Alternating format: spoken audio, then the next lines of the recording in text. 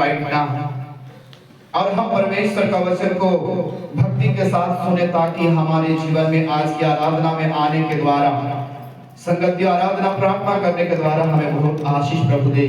मैं आज भजन को लंबा नहीं करूंगा, मैं शॉर्ट, जितना शॉर्ट हो सके मैं बताने का प्रयास करूंगा, इसलिए आप लोग कृपया ध्यान से बैठिएगा। बच्चे लोग को हो सके गर्मी की वजह से डिस्टर्ब करेंगे, लेकिन बच्चे लोग को संभालिएगा, ज्यादा परेशान करें तो बाहर लेकर जाइएगा। उद्धारकर्ता परमेश्वर की स्तुति। आज मैं बताना चाहूंगी उद्धारकर्ता परमेश्वर के बारे में। यहां लिखा है उद्धारकर्ता परमेश्वर की स्तुति। जब हम उद्धारकर्ता परमेश्वर को अच्छा से जब समझ लेंगे, तो हम ही उद्धारकर्ता को हम दिल से स्तुति और आराधना दे सकते हैं। पहले हमें उद्धारकर्ता को अच्छा से समझना है, तब हमारे जीवन से स्तुति और भजन को गा पाएंगे। इसलिए हम देखते हैं मेरे प्रियो, उद्धारकर्ता की स्तुति के बारे में हम देखते हैं यीशु मसीह हमारे पापों की क्षमा के लिए उन्होंने मेमना बन गया। हम सब के पापों को क्षमा देने के लिए यीशु मसीह स्वर्ग से आकर के धरती पर आकर के आप और हम हमारे लिए, सबके लिए उन्होंने मेमना बन गया। इसलिए यूहन्ना रचित सुसमाचार में लिखा है 1:29 में लिखा है, यूहन्ना बताता है, देखो हाँ, दूसरे दिन उसने यीशु को अपनी ओर आते देखकर कहा, यूहन्ना दूसरे दिन यीशु को अपनी ओर आते वक्त देखकर कहने लगा, देखो यह परमेश्वर का मेमना है, देखो ये परमेश्वर का मेमना है, जो जगत का पाप उठा ले जाता है। जगत का पाप को उठा ले जाता है। हमें परिचय दिया, यूहन्ना यीशु के बारे में परिचय दिया कि यीशु जगत के पापों को उठाने के लिए मेमना बन गया और पूरे जगत के पापों को उठाने के लिए अपने आप को बलिदान कर दिया, अपने आप को क्रूस में दे दिया। और बाइबल बताती है कि यीशु के बलिदान के द्वारा यीशु मेमना बन गया, बद हो गया, और यीशु मसीह हमारे लिए क्रूस पर लहू को बहा दिया, क्योंकि लहू बहाए बिना पापों की क्षमा नहीं होती है। इसीलिए यीशु मसीह हमारा उद्धार करने के लिए मेमना बन गया। यीशु मसीह हमारे पापों को क्षमा करने के लिए क्रूस में चढ़ करके हमारे लिए पूरे रक्त लहू को बहा दिया, ताकि हर एक पापी मानव का उद्धार हो सके। इसलिए इब्रानी किताब में लिखा है 9:22 में लिखा है, लहू बहाए बिना पापों की क्षमा नहीं हो सकता। इसलिए जरूरी है, अवश्य है, बहुत जरूरी है कि स्वर्ग में की वस्तुएं के प्रतिरूप हाँ, इन बलिदानों के द्वारा शुद्ध किए जाए। पर स्वर्ग में की वस्तुएं हाँ, स्वयं इनमें से उत्तम बलिदानों के द्वारा शुद्ध की जाती है। कितना पढ़ रहे हैं? सच तो यह है कि व्यवस्था के अनुसार प्राय सब वस्तुएं लहू के द्वारा शुद्ध की जाती है। व्यवस्था के अनुसार प्राय सब शुद्ध होना है, तो पाप क्षमा होना है, तो वो लहू की जरूरत होता है। और सब वस्तुएं लहू के द्वारा शुद्ध की जाती है, हाँ, और बिना लहू बहाए पापों की क्षमा नहीं। बिना लहू बहाए पापों की क्षमा नहीं हो सकता है। हम सब के पापों को क्षमा देने के लिए, हम सबको उद्धार देने के लिए, मुक्ति देने के लिए यीशु मसीह मेमना बन गया, और यीशु मसीह बलिदान हो गए, और अपने लहू को हम सब के पापों के क्षमा के लिए उद्धार करने के लिए यीशु अपने लहू को क्रूस पर बहा दिया। और बाइबल बताती है लहू बहाए बिना पाप की क्षमा नहीं हो सकता, इसीलिए उन्होंने आपके और हमारे पापों के लिए लहू को बहा दिया। और बाइबल बताती है कि स्वर्ग के नीचे और मनुष्य में ऐसा कोई भी नाम नहीं दिया गया है जिसके द्वारा मनुष्य का पाप क्या कर सके, क्षमा हो सके। पढ़िएगा प्रेरित किताब 4 अध्याय 12 वचन को पढ़िएगा। किसी दूसरे के द्वारा उद्धार नहीं। देखिएगा यहाँ पर लिखा है किसी दूसरे के द्वारा उद्धार नहीं है। मतलब है इस संसार में बहुत सारे ईश्वर कहलाए, बहुत सारे लोग इस संसार में आए और लोग इस संसार में उद्धार पाने की यात्रा में हैं। कई लोग कहीं कहीं यात्रा जा रहे हैं उद्धार और मुक्ति को पाने के लिए, बहुत तपस्या कर रहे हैं उद्धार को पाने के लिए, क्षमा पाने के लिए, पापों से उद्धार पाने के लिए। लेकिन बाइबल बताती है किसी दूसरे के द्वारा उद्धार नहीं है। कोई भी उद्धार नहीं दे सकता इस संसार में। किसी के नाम कोई भी, किसी भी स्वर्ग के नीचे ऐसे कोई ईश्वर नहीं, इस संसार में कोई ऐसा मनुष्य नहीं जिसका नाम से उद्धार मिले, जिसका नाम से पाप की क्षमा हो। ये बात हमें बहुत जरूरी है, इसको समझना बहुत जरूरी है। अगर हम देखें तो इस संसार में बहुत ईश्वर है, बहुत सारे ईश्वर का नाम भी है, लेकिन यहाँ पर क्या लिखा है, किसी दूसरे के द्वारा उद्धार नहीं है। और नीचे लिखा है किसी नाम, हाँ पढ़िएगा, क्योंकि स्वर्ग के नीचे मनुष्य में से और कोई दूसरा नाम नहीं दिया गया। मनुष्य में से किसी को वो नाम नहीं दिया जिस नाम से लोगों को क्या मिल सके, उद्धार मिल सके। केवल एक ही नाम है दुनिया में, संसार में, और उसी को नाम ऐसा नहीं दिया गया जिस मनुष्य से क्षमा कर सके, जो ईश्वर क्षमा कर सके। ऐसा किसी में वो ताकत नहीं है। केवल एक ही नाम है पृथ्वी में, ये संसार में एक ही नाम है। इसलिए लिखा है स्वर्ग के नीचे और पृथ्वी में ऐसा किसी मनुष्य के बीच किसी ऐसा नाम नहीं दिया गया जिसके द्वारा मनुष्य का उद्धार हो सके। केवल एक ही नाम है, वो है यीशु मसीह, जो आपके लिए हमारे मेमना बन गया, आपके लिए और हमारे लिए अपने लोगों को बहा दिया। उसके अलावा और कोई उद्धार दे ही नहीं सकता है। Praise the Lord। इस उद्धारकर्ता को अच्छा से समझना है। हम मेरे प्रियो जो पाप हमारे अंदर था, बाइबल में लिखा है कि हमारे पाप का जो बाप दादों का जो बुरे काम, बुरे चाल हमारे अंदर में था और हम भी बुरे थे, उस बुरे चाल चलन के जो हमारे अंदर था उसको उद्धार अगर हमें पाना है तो हम जितना भी मेहनत और परिश्रम कर ले, जितना भक्ति कर ले, लेकिन यीशु के बिना हमारा उद्धार नहीं हो सकता है। इसलिए यहाँ पर हम लोग देखते हैं पतरस किताब, पहला पतरस 1 अध्याय 18 वचन को पढ़िएगा। क्योंकि तुम जानते हो कि तुम्हारा निकम्मा चाल चलन जो बाप दादों से चला आता है, जो बाप दादा से चला आता है, उससे तुम्हारा छुटकारा चांदी सोने से अर्थात नासवान वस्तु से नहीं हुआ, पर निर्दोष और निष्कलंक मेमने के द्वारा, अर्थात मसीह के बहुमूल्य लहू के द्वारा हुआ है। Praise the Lord. मैं ये बताना चाहूंगा, पहले बताया है कि ऐसा पृथ्वी में किसी का नाम नहीं है जो उद्धार दे सके। संसार में बहुत सारे नाम है, बहुत सारे ईश्वर है, लेकिन वो लोग उद्धार नहीं दे सकता। ऐसा नाम है ही नहीं। और हम जो प्रयास कर रहे हैं वो व्यर्थ है यीशु के बिना उद्धार।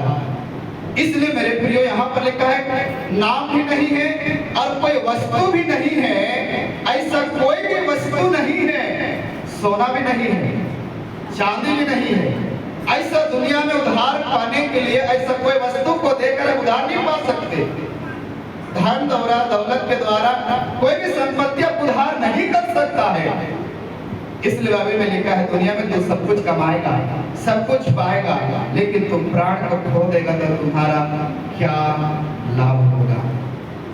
दुनिया में सब कुछ कमा लोगे, लेकिन उस कमाई को धन और दौलत तुमको उधार नहीं देगा, तुमको छुड़ाएगा नहीं, बचाएगा नहीं। इसलिए बाइबल में लिखा है कोई भी वस्तु के द्वारा उधार नहीं हो सकता, ना तो सोना, ना तो चांदी, ना तो कोई भी वस्तु, और कोई ऐसा नाम भी नहीं जिस नाम से उधार पा सकते। एक ही रास्ता है, उसके अलावा कोई रास्ता नहीं। एक ही उद्धार करता है और ये दुनिया में और कोई उद्धार करता पैदा हो भी नहीं सकता। हालेलुया। वो हमारा उद्धार करता केवल यीशु मसीह है, जो आप और हम सब की पापों के लिए क्षमा के लिए मेमना बना, लहू बहाया और हमको और आपको जो विश्वास करते हैं उसको उद्धार और मुक्ति और जीवन दे दिया। इसलिए लिखा है मार्ग, सत्य और जीवन देने वाला भी मैं ही हूँ और मेरे से अलावा और कोई हो ही नहीं सकता। इसलिए मेरे प्रियो, एक ही उद्धार करता ये दुनिया में है और कोई उद्धार करता हो भी नहीं सकता। इसलिए आपको हमको जानना बहुत जरूरी है। कोई नाम नहीं दुनिया में उद्धार के लिए, कोई वस्तु भी हमको उद्धार नहीं दे सकता, बल एक ही नाम यीशु मसीह का नाम है और उसी के द्वारा हमारे पाप की क्षमा हुआ है, हम उद्धार को पा लिए हैं। इसलिए बाइबल भजन संहिता 146 उसका 3 वचन में क्या लिखा है? तू प्रधानों पर भरोसा ना रखो, तू प्रधानों पर भरोसा ना रखना, ना किसी आदमी पर, ना किसी आदमी पर, क्योंकि उसका उद्धार करने की भी क्योंकि उसने उद्धार करने की शक्ति नहीं। क्या नहीं भैया, शक्ति नहीं। प्रधान बड़े आदमी हैं। और उसका प्राण बस मैं ये समझाना चाहता हूँ, पहले बताया पृथ्वी में कोई नाम नहीं है उद्धार देने वाला। इस दुनिया में कोई भी किसी का नाम नहीं है जो उद्धार दे सकता, ना कोई वस्तु हमें उद्धार दे सकता। यहाँ पर लिखा है इसीलिए प्रधानों पर तो क्या नहीं करना, भरोसा नहीं करना, क्योंकि उसमें भी उद्धार करने की शक्ति बड़े लोग के पास उद्धार नहीं है। प्रधान आदमी के पास, राजा के पास, मंत्री के पास, बड़े बड़े लोगों के पास में भी उद्धार करने का क्या नहीं, शक्ति नहीं। इसलिए उसका भी प्राण क्या हो जाएगा, निकल जाएगा, वो भी मर जाएगा और वो भी मिट्टी में मिल जाएगा। उसका भी योजना पूरी तरह से क्या हो जाएगा, मिट्टी में मिल जाएगा। लेकिन जो हमको उद्धार दिया है उसकी योजना अंत तक बना रहेगा। हालेलुया। इसलिए लिखा है प्रधानों पर भरोसा मत करना, क्योंकि दुनिया में कोई भी नाम नहीं, कोई भी बड़ा आदमी हो चाहे धनी हो, कोई भी उधार देने के सामर्थ्य नहीं है। मैं बताना चाहूं प्रधानों पर भरोसा मत करना। और पढ़िएगा मोहन, कोई भी पढ़िएगा, तुम प्रधानों पर भरोसा ना रखना, आगे ना किसी आदमी पर, ना कोई किसी आदमी पर, क्योंकि उसने उद्धार करने की भी शक्ति उसमें उद्धार करने की शक्ति है ही नहीं। और लोग के पास में क्या क्या शक्ति है? प्रधान, मंत्री, बड़े लोगों के पास में क्या क्या शक्ति है? उसके पास में धन की शक्ति है, उसके पास में बुद्धि की शक्ति है, उसके पास में कुर्सी का शक्ति है, पद उसका शक्ति है। लेकिन हमारा यीशु मसीह के पास में उद्धार का शक्ति है। लोगों के पास में धन की शक्ति, लोगों के पास बुद्धि की शक्ति, लोगों के पास में और कुछ करने का शक्ति हो सकता है, लेकिन उद्धार का शक्ति नहीं। केवल उद्धार का देने का शक्ति केवल यीशु मसीह के पास में है। मैं बताना चाहूं मेरे प्रियो, अगर यीशु के पास उद्धार का शक्ति है, प्रधानमंत्री, नेता किसी के पास नहीं है, तो बाइबल क्या लिखा है? तुम प्रधानों पर भरोसा न रखना, न किसी आदमी पर, क्योंकि उसमें उद्धार की शक्ति नहीं। मतलब हम प्रधानों से नफरत करें। यहाँ लिखा है प्रधान पर भरोसा मत करना, राजा पर भरोसा मत करना, बड़े लोगों पर भरोसा मत करना, धनी लोगों के पास भरोसा मत करना। तो हम उससे क्या नफरत करें? बोलिए ना। अगर भरोसा करने के लिए मना कर रहा है तो हम उससे नफरत करें क्या? नहीं। प्रधान लोगों से भी नफरत नहीं करना, राजा लोगों से नफरत नहीं करना, ना तो बड़े बड़े लोगों से नफरत नहीं करना। चाहे जो लोग ऊंचा पद में हैं, जो लोग ऊंचा पद में बैठे हुए हैं, मेरे प्रिय, उन लोग को हम लोग नफरत नहीं कर सकते। हमें भरोसा केवल नहीं करना, हमें नफरत नहीं करना। बाइबल ये बताती है मेरे प्रियो, हमें उन लोगों को आदर देना है, भरोसा नहीं करना, लेकिन हम उसको आदर दे सकते हैं। बाइबल के अनुसार पहला पत्रस किताब में आइएगा, उसमें लिखा हुआ है 2 अध्याय उसका 13 वचन को, कि हमें बड़े लोगों को नफरत नहीं करना है, हम उससे मेरे प्रियो तुच्छ और नीच नहीं करना है, उसके लिए बुरी बुरी बातें नहीं कहना है, परंतु बड़े लोगों का आदर कैसे करना बाइबल हमें ये सिखाती है। पढ़िएगा, अच्छा से पढ़िएगा। प्रभु के लिए, किसके लिए? मनुष्य के लिए नहीं लिखा है, यहाँ पर लिखा है कि परमेश्वर के लिए हम लोगों को कैसे आदर करना है, मनुष्य के लिए नहीं। हमारा मंत्री है, हमारा नेता है करके नहीं, परंतु प्रभु के लिए आज्ञा मानना है। लिखा है प्रभु के लिए, मनुष्य के ठहराए हुए, मनुष्य का जो ठहराया हुआ नियम है, हर एक प्रभु के अधीन रहो, हर एक नियम के अधीन मसीह लोगों को होना चाहिए। आगे, राजा के इसलिए कि ऊपर से बहन थोड़ा सा ऊपर से लोग पढ़ेंगे तो उसमें पूरी तौर से अच्छा से लिखा हुआ है, हे प्रियो, हाँ, क्योंकि वो सबसे बड़ा है, प्रधान है, सबका राजा है, सबका मंत्री है, इसीलिए हमें उसका आदर करना बहुत जरूरी है। हाँ, राजा है, हम उस पर भरोसा नहीं करेगा, वो देगा करके, हमारे लिए करेगा करके हम भरोसा नहीं करेगा, लेकिन हमको उसको इस संसार में रहते वक्त नियम है कि वो तुम्हारा राजा है, और तुम्हारा मंत्री है, और तुम्हारा प्रधान है, हमसे बड़े हैं वो लोग, पद में बड़े हैं, इसलिए हमें क्या देना चाहिए? उसका आदर देना चाहिए, नफरत नहीं। बस बाइबल यही मना किया है, भरोसा, धनी, मंत्री, राजा मुझे देगा, मेरे लिए करेगा, ऐसा भरोसा मत करना, क्योंकि देने का काम हमारा खुदा का है। अच्छे अच्छे लोगों का मन को देने के लिए विवश कर देता है, अच्छे अच्छे लोगों का मन को बदल देता है। इससे रानी जब अपने लोगों के लिए बचाव के लिए प्रार्थना के लिए गया तो राजा का मन कैसा बदल गया, और जो फांसी का खंभा बनवाया था उसी को राजा ने फांसी में चढ़वा दिया। यह है हमारा परमेश्वर का काम, हमारा खुदा पर भरोसा करने का काम। हम अगर खुदा पर भरोसा करते हैं तो खुदा आपके लिए राजा का मन को बदल सकता है। इसलिए राजा को हमें नफरत नहीं करना, लेकिन हमको आदर देना है। हमें बाइबल ये बताती है भरोसा नहीं करना, परंतु हमारा भरोसा परमेश्वर पर होना अति आवश्यक है। नीचे पढ़िएगा,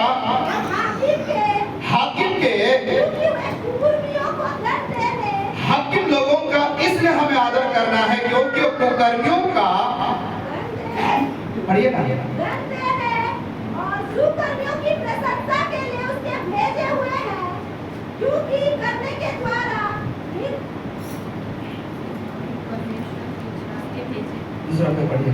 क्योंकि परमेश्वर की इच्छा यह है कि, परमेश्वर की इच्छा हमारे लिए यही है कि तुम भले काम करने के लिए, तुम भले काम करने के लिए, भले काम करने के द्वारा, हाँ, निर्बुद्धि लोगों की अज्ञानता की बातों को बंद कर दो, हाँ, और अपने आप को स्वतंत्र जानो, हाँ, और अपनी इस स्वतंत्रता को बुराई के लिए आड़ ना बनाओ, हाँ, बुराई के लिए नहीं आड़ बनाना, परंतु अपने आप को हाँ। परमेश्वर के दास समझकर चलो, हाँ, सबका आदर करो, सबका आदर करो, भाइयों से प्रेम रखो, भाइयों से प्रेम रखो, परमेश्वर से डरो, परमेश्वर से डरना है, राजा का सम्मान करो। राजा का सम्मान करना है। Praise the Lord. Praise the Lord। जो आपके घर में मुखिया है, पिता है, बुजुर्ग लोग हैं, और लोग आपसे क्या है, बड़े हैं, उसका भी आप और हमको क्या करना है, आदर करना है।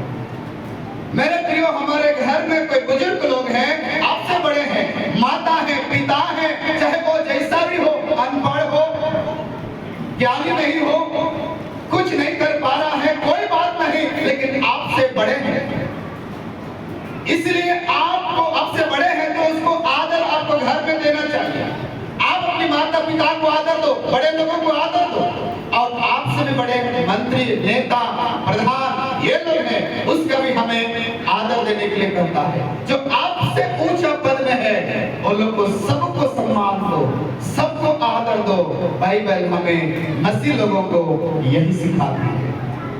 Praise the Lord। Praise the Lord। इसलिए बड़ा छोटा कैसे है, उसको अच्छे से हमें आदर के साथ बात करना, व्यवहार देना, ये प्रभु की आज्ञा है, प्रभु का नियम है, मनुष्य का नियम है, प्रभु की आज्ञा है। और प्रभु की इच्छा यही है कि आपसे ऊंचे पद वालों को आप लोग आदर करना।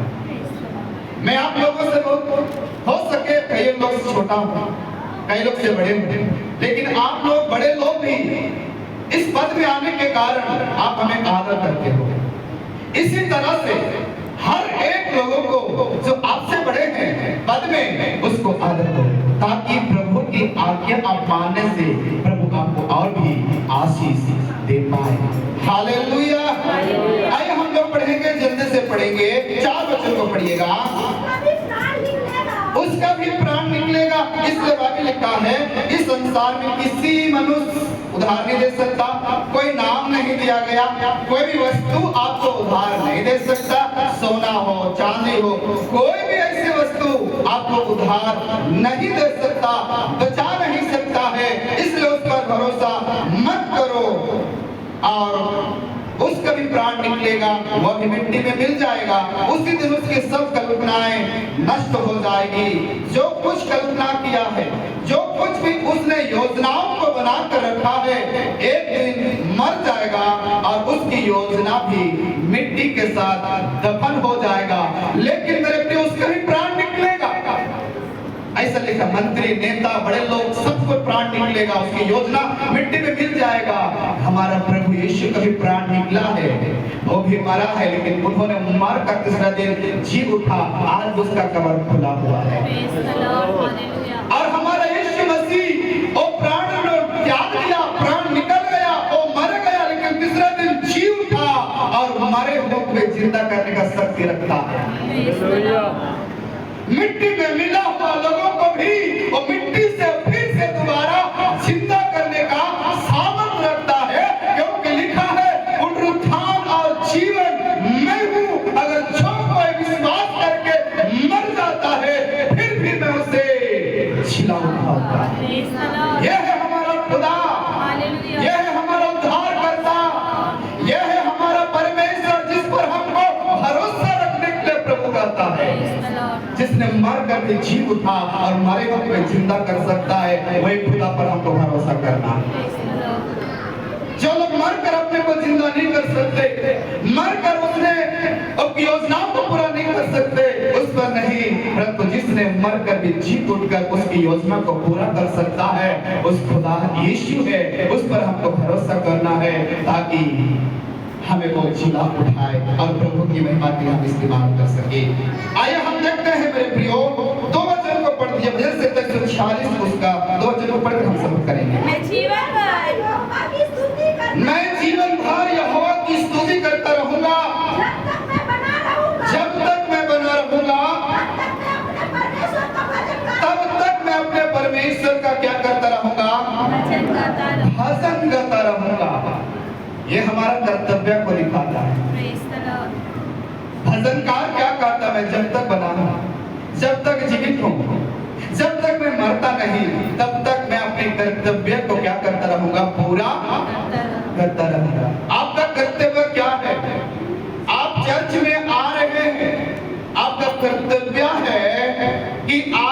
गाए। आपका कर्तव्य है कि आप प्रार्थना करें। आपको कोई ना बोले कि भैया ताली बजाओ, आपको कोई ना बोले कि भैया ढोलक बजाओ, आपको कोई ना बोले कि आप झांझ बजाओ, कोई ना बोले कि आप प्रार्थना करो, आप प्रार्थना करो, आप प्रार्थना करो। ऐसा फोर्स करने की जरूरत नहीं है। आपका कर्तव्य है कि मैं आराधना आ रहा हूं तो मुझे ताली बजाना है, मैं आ रहा हूं आराधना तो मुझे गीत गाना है, मुझे ढोलक बजाना, गिटार बजाना, जो कुछ बाजा मुझे आता है मुझे बजाना है। ये मेरा कर्तव्य है। मुझे प्रार्थना करना मेरा कर्तव्य है। मैं मनुष्य के लिए नहीं कर रहा, मैं परमेश्वर के लिए कर रहा हूं। हालेलुया। लोगों को बोला जब भैया प्रार्थना करो, भैया ताली बजाओ ना, थोड़ा ऊंचा आवाज में गाओ ना, थोड़ा ढोलक बजाओ ना, थोड़ा दरवाजा बजाओ ना। ऐसा आपको बोलने की जरूरत ना हो। आप आ रहे हो, अपना कर्तव्य समझना, झाड़ू करना, पोछा करना, पानी डालना, जो कुछ भी घर में काम है चर्च के लिए आपका कर्तव्य है। मेरा घर, मेरा कलीसिया, मेरे लोग, मुझे करना है। लोग बोले ना बोले, इधर दिख रहा है कुछ काम तो मुझे करना है, मेरा कर्तव्य है, क्योंकि मैं मसीह के लिए कर रहा और जो कुछ कर रहा हूं वो मेरा परिश्रम मसीह में व्यर्थ नहीं है। हालेलुया। समझने वाले बोले जोर से हालेलुया। प्रभु के नाम की स्तुति हो। इसलिए मैं कहना चाहता हूँ, ये करता मैं जीवन भर यहोवा का क्या करता रहूंगा, स्तुति गाता रहूंगा। और जब तक मैं, ये जोड़ सकते हो, जब तक मैं आराधना आऊंगा गाना नहीं छोड़ूंगा, प्रार्थना नहीं छोड़ूंगा, बजाना नहीं छोड़ूंगा, ताली मारना नहीं छोड़ूंगा, स्तुति करना नहीं छोड़ूंगा। जब तक आराधना आऊंगा मुझे जो काम है मुझे करना ही है।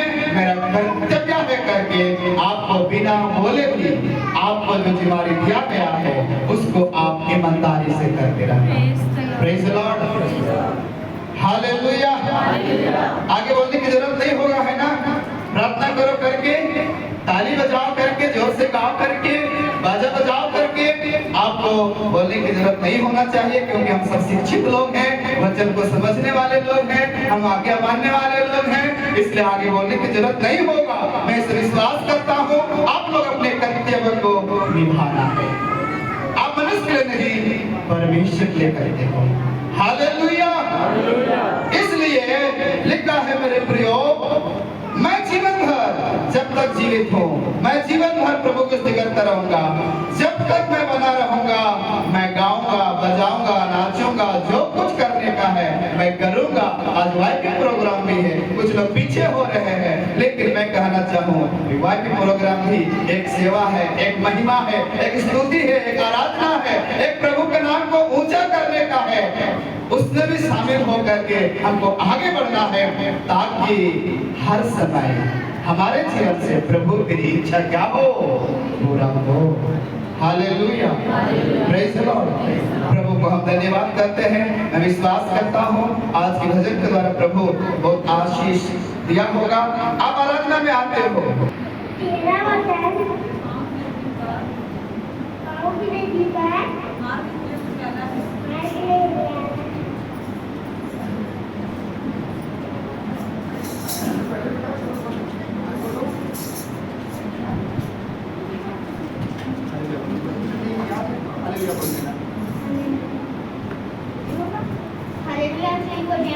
सबके सामने छोटा सा वचन बोलना चाहता हूँ। भजन संहिता 125 का 4। हे यहोवा भरों का और सीधे मन वालों का भला कर, आपसे इनको क्या हालेलुया। एक छोटा सा वचन बोलना चाहता हूँ। संकट के समय यहोवा, संकट के समय मैंने यहोवा को पुकारा और उसने मुझे सुना।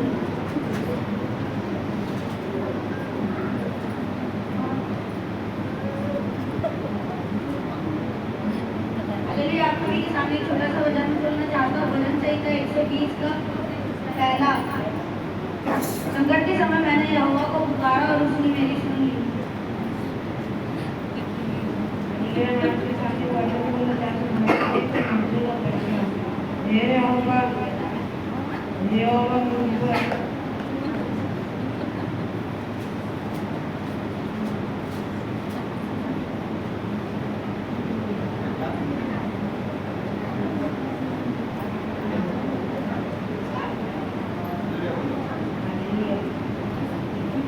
जल्दिया में आपके सामने छोटे से बच्चों में चाहता हूँ वरुण से 121 से 1 से 4।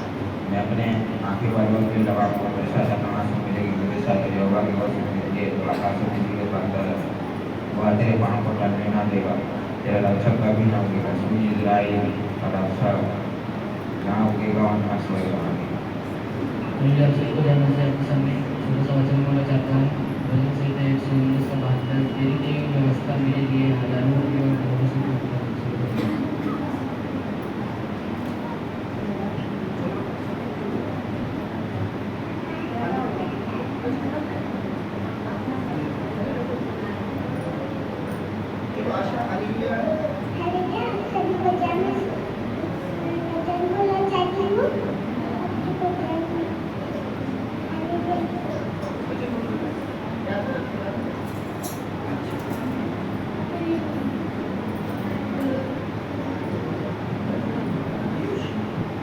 हालेलुया।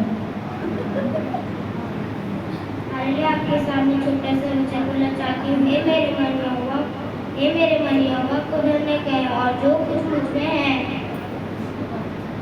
और उसके पवित्र नाम को धन्य कह। भजन संहिता 103 का पहला शब्द आपके सामने वचन बोलना चाहती हूँ। भजन संहिता 17 का 5 और 6। मेरे पास तेरे पथों में स्थिर है, फिसले नहीं। हे ईश्वर, मैंने तुझसे प्रार्थना की है कि क्योंकि तू मुझे उत्तर देगा। अपना कान मेरी ओर लगाकर मेरी विनती सुन ले। आप सभी को जय मसीह। आप सभी को जय मसीह। जय मसीह की बात आप सभी को देश लौटना को मैंने वचन बोलना चाहती हूँ। लॉर्ड तुम पर बैठना ये देश तुम मत कर मतलब तुम ऑर्डर कर क्योंकि यहोवा ने बड़े बड़े काम किए हैं। और मैं आपके सामने गवाही देना चाहती हूँ। परमेश्वर को धन्यवाद देते हैं सबकी प्रार्थना के लिए धन्यवाद देती हूँ। जो सबका मेरा रिजल्ट आया था उसके लिए मैं परमेश्वर को धन्यवाद देती हूँ। परमेश्वर मुझे फर्स्ट डिवीजन से पास किया क्योंकि ट्यूशन के बिना मेरे बहुत मुश्किल हो रहा था पढ़ाई में। सब टीचर्स बोलते थे कि ट्यूशन लगे थे लेकिन परमेश्वर ने मुझे बहुत अच्छे नंबर से पास किया। इसलिए मैं धन्यवाद देती हूँ। और आगे जो भी मैं सब्जेक्ट चुनती हूँ परमेश्वर की आत्मा की अगुवाई के अनुसार सुनने में परमेश्वर मेरी सहायता की इसलिए धन्यवाद देती हूँ। सारा आधार मैं परमेश्वर को देती हूँ। आप सभी को प्रेज दें। आइए सब लोग अपनी आंखें बंद करें। धन्यवाद स्वर्गीय प्रभु, आपको धन्यवाद देते हैं आज की प्रभु आराधना पवित्र दिन में परमेश्वर पिता सर्वश्रेष्ठ बच्चे लोग आपकी उपस्थिति में अच्छे से वचन को बोलने की आप मदद और सहायता किया। मैं प्रार्थना करता हूँ और भी अच्छे से बोलने के लिए सहायता कर। बच्चे लोग के जीवन में प्रभु आपकी दया है, आपकी अनुग्रह है। वो लोग के कार्य में प्रभु आपने आशीष दिया है। मैं धन्यवाद करता हूँ। इस रीति से प्रभु आप भी आगे इस्तेमाल कर बढ़ा और परमेश्वर आपकी महिमा की आगे बढ़ने पाए। हर एक बुराई से बचा, हर बीमार रोग से बचा। हमारे बच्चे लोग को आपके हाथ में उज्ज्वला कर पिता धन्यवाद। हमारी प्रार्थना सुना है प्रभु। आगे गवाही देंगे बड़े लोग उस पर भी आशीष दे। वही प्रोग्राम में सब आशीष दे। धन्यवाद। प्रार्थना यीशु के नाम में आमीन। हालेलुया। बड़े